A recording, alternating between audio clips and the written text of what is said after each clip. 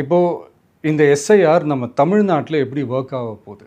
கடந்த ஜனவரி மாதம் எடுத்த அந்த கணக்கெடுப்பில் 6,36,00,000 வாக்காளர்கள் நம்ம தமிழ்நாட்டில் இருக்கிறாங்க. ஆனால் அவங்க யாருக்குமே இந்த ஓட்டு போடுற உரிமையே இல்லை. அந்த பிஎல்ஓன்னு சொல்லுவாங்க, பூத் லெவல் ஆஃபீஸர்ஸ், வாக்குச்சாவடி நிலை அலுவலர். அவங்க தான் வீடு வீடாக போய் அந்த ஃபார்மை கொடுப்பாங்க. அதை நம்ம ஃபில்அப் பண்ணி கொடுக்கணும். அதை தேர்தல் ஆணையம் அதை எடுத்துகிட்டு போய் அதை ஸ்க்ரூட்டினைஸ் பண்ணி அது எல்லாமே கரெக்டாக இருக்கான்னு செக் பண்ணி பார்த்ததுக்கப்புறம் அந்த வாக்காளர் பட்டியலை வெளியிடுவாங்க. அந்த வாக்காளர் பட்டியலில் நம்ம பேர் இருக்கணும். அப்போ தான் நம்மளால் ஓட்டு போட முடியும்.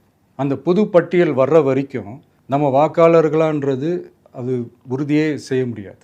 இன்கேஸ் அந்த புது பட்டியலில் நம்ம பேர் இல்லைன்னா அது ஒரு தனி ப்ராசஸ், அது ஒரு தனி ஃபார்ம், அது ஒரு தனி கிளைம்ன்ற மாதிரி அது ஒரு வேறு வேலை.